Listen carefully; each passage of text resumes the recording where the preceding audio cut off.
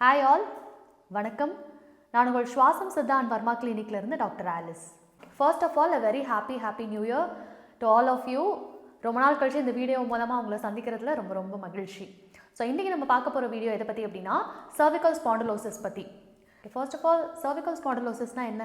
கழுத்தில் அடிபடுறதுனாலையோ, ஒரு ஆக்சிடென்ட் ஆகுறதுனாலையோ, இன்னும் வயது சார்ந்த வியர் அண்ட் டியர்னால அந்த இடத்துல தேய்மானமாகும் பொழுது, எலும்பு தேய்மானத்தினாலேயோ, எக்ஸ்ட்ராவாக எலும்பு வளர்ச்சி இருக்கிறதுனால, அந்த இடத்துல உள்ள தசைகள் பலமில் இருக்கிறதுனால, அதன் வழியாக செல்லக்கூடிய நரம்புகள் அழுத்தப்படுது. எப்போ இந்த அழுத்தம் ஏற்படுதோ அப்போது அங்கே வலி ஏற்படுது. 30 வயது தாண்ட பெரும்பாலானோருக்கு இந்த பிரச்சனை இருக்குது. கிளினிக்லாம் நம்ம டே டு டே இப்போ பார்த்தோம் அப்படின்னா நிறையா 2 வீலர் ஓட்டுறவங்களுக்கு, இன்னும் அதிகப்படியாக சிஸ்டம் வேலை பார்க்குறவங்களுக்கு, இன்னும் பாஸ்டர் கரெக்டாக இல்லாமல் சரியான நிலையில் உட்காராமல் இருக்கிறவங்களுக்கு, நிறையா குனிஞ்சே ஃபோன் பார்க்குறவங்களுக்கு, ஒரே இடத்துல ஸ்டேபிளாக கழுத்தை ஒரே பொசிஷனில் வைக்கிறனால கூட அந்த ரிசல்ட்ஸ்லாம் ஸ்டிஃப் ஆகி உள்ள நரம்புமே அழுத்தப்பட்டு சர்விக்கல் ஸ்பாண்டிலோசிஸ் நாளடைவில் ஃபார்ம் ஆகுது.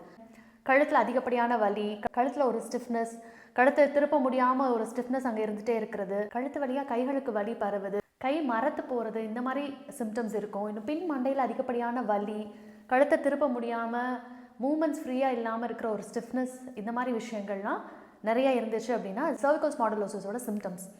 ஸோ இந்த மாதிரி விஷயங்கள் இருக்குது, நீங்கள் இக்னோர் பண்ணிகிட்டே இருக்கிறீங்க அப்படின்னா கண்டிப்பாக நீங்கள் ஏர்லியர் ஸ்டேஜஸ்லேயே டாக்டர் அணுக வேண்டியது ரொம்ப முக்கியமான ஒரு விஷயம். இல்லாத பட்சத்தில் அது நாளடைவில் சர்ஜரி மட்டும்தான் இதுக்கு தீர்வு அப்படின்ற ஒரு விஷயத்தில் நம்மளை கொண்டு போய் விடும் அப்படின்றதுல எந்த டவுட்டுமே இல்லை.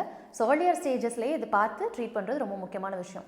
சித்தா மெடிசன் பொறுத்தளவில் பெயினை மட்டும் சப்ரஸ் பண்ணுறதுக்காக ஸ்டீராய்ட்ஸோ பெயின் கில்லர்ஸோ மட்டும் நம்ம கொடுக்க போகிறது கிடையாது. அது டோட்டலாக ரூட் காஸ்லேருந்தே ட்ரீட் பண்ணுறதுக்கு உள்மருந்துகளும் கொடுத்து வெளிப்புறமான சிகிச்சைகளும் சேர்ந்து செய்யும் பொழுது ஆயிலை சோக் பண்ணி செய்கிற புறவளையம் டெக்னிக் ஆகட்டும், இந்த வர்ம மருத்துவமும் சேர்ந்து கொடுக்கும் பொழுது அதில் நல்லாவே ரிலீஃப் இருக்கிறத நம்ம பார்க்க முடியும். இந்த நர்வ் கம்ப்ரெஷன் வந்து ரிலீஃப் ஆகிறதையும் நம்ம பார்க்க முடியும். ஸோ இதுதான் கோர்ஸ் ஆஃப் ட்ரீட்மெண்ட் பொறுத்தளவு. இந்த மாதிரி எபிசோட்ஸ் ஆஃப் பெயின் இருக்கும் பொழுது நிறைய குளிர் பானங்களையோ நிறைய குளிர் உணவுகளையோ உட்கொள்றதை நம்ம தவிர்க்கணும். உணவில் இஞ்சி, மிளகு, ஜீரகம் இந்த மாதிரி விஷயங்களை நிறையா நம்ம எடுத்துக்கொள்ளும் பொழுது எபிசோட்ஸ் ஆஃப் பெயின் அதிகரிக்காமல் இருக்கும்.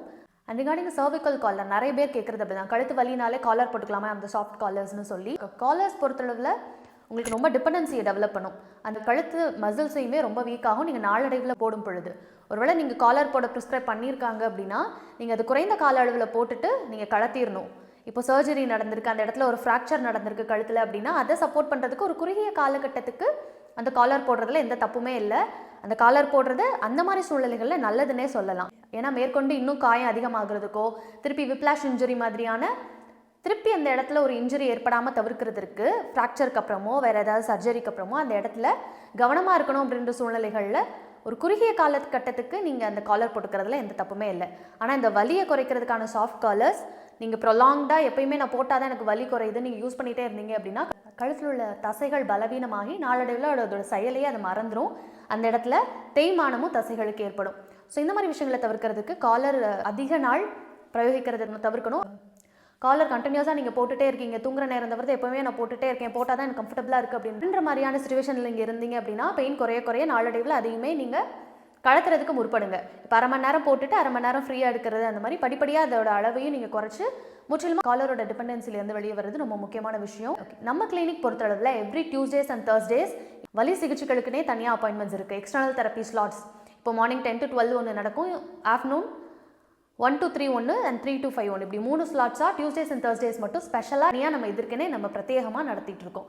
ஸோ இந்த வலியோ, கழுத்து வலியோ, இடுப்பு வலியோ, அந்த ஸ்பாண்டிலோசிஸ் சார்ந்த வலி, சயாட்டிக்கா சார்ந்து பின்புறம் பரவுற வலி, கையில் பரவுற வலி, இந்த மாதிரி நரம்பு அழுத்தத்தினால வர்ற எல்லா வலிகளுக்கும் புறவளையம் சிகிச்சையும் வர்ம மருத்துவ சிகிச்சையும் அதோடு சேர்ந்து உட்மருத்துகளும் நம்ம சேர்ந்து எடுக்கும் பொழுது நல்ல ரிலீஃப் இருக்கும் ஒரு 2-3 சிட்டிங்ஸ்லேயே. ஸோ உங்களுக்கும் அந்த மாதிரி ட்ரீட்மெண்ட் வேணும், சர்விக்கல் ஸ்பாண்டிலோசிஸ்க்கான ஸ்பெஷல் ட்ரீட்மெண்ட் எக்ஸ்டர்னல் தெரப்பியோடு சேர்ந்து வேணும் அப்படின்னா இந்த டியூஸ்டேஸ் அண்ட் தர்ஸ்டே ஸ்லாட்ஸை நீங்கள் தாராளமாக யூஸ் பண்ணிக்கலாம். இதற்கான அப்பாயின்மெண்ட்ஸும் வழக்கமான 7708630354 அப்படின்னு ஸ்க்ரீனில் தெரிகிற இந்த நம்பரில் நீங்கள் புக் பண்ணி எக்ஸ்டர்னல் தெரப்பிக்கான ஸ்லாட்ஸை புக் பண்ணிவிட்டு அந்த ஸ்பெசிஃபிக் டைமில் நீங்கள் வந்துட்டு போகிற மாதிரி பிளான் பண்ணிக்கலாம். இதற்கான அப்பாயின்மெண்ட்ஸ் ஃபஸ்ட்டே நீங்கள் வாங்கிக்கோங்க. ஏன்னா பல்வேறு ஊர்களிலிருந்து அந்த டைமில் டியூஸ்டேஸ் அண்ட் தர்ஸ்டேஸ்க்கு வருவாங்க. ஸோ அவங்களுக்குலாம் வெயிட்டிங் நம்ம இல்லாதபடி ஃபர்ஸ்ட் டைம் நீங்கள் எடுத்துகிட்டு வரும் பொழுது இந்த மாதிரி வெயிட்டிங் பீரியடை நம்ம குறைச்சிக்கலாம். தேவையில்லாத சிக்கல்களையும் தவிர்க்க அது உதவும். சர்விக்கல் ஸ்பாண்டிலோசிஸ்னால் என்ன நம்ம பார்த்துருக்கோம், அறிகுறிகள் பார்த்துருக்கோம், எப்போ நம்ம கவனிக்கணும், இது ஈஸியாக விட்டுடக்கூடாது அப்படின்றதையும் நம்ம பார்த்துருக்கோம். அதுக்கான ட்ரீட்மெண்ட் என்னென்னு பார்த்தோம், என்னென்ன உணவு முறைகள் தவிர்க்கணும் எடுக்கணும் அப்படின்றதையும் நம்ம பார்த்துருக்கோம். ஸோ இன்றைக்கி உள்ள வீடியோ உங்கள் எல்லாருக்குமே நிச்சயமாக யூஸ்ஃபுல்லாக இருக்கும் அப்படின்றத நான் நம்புகிறேன்.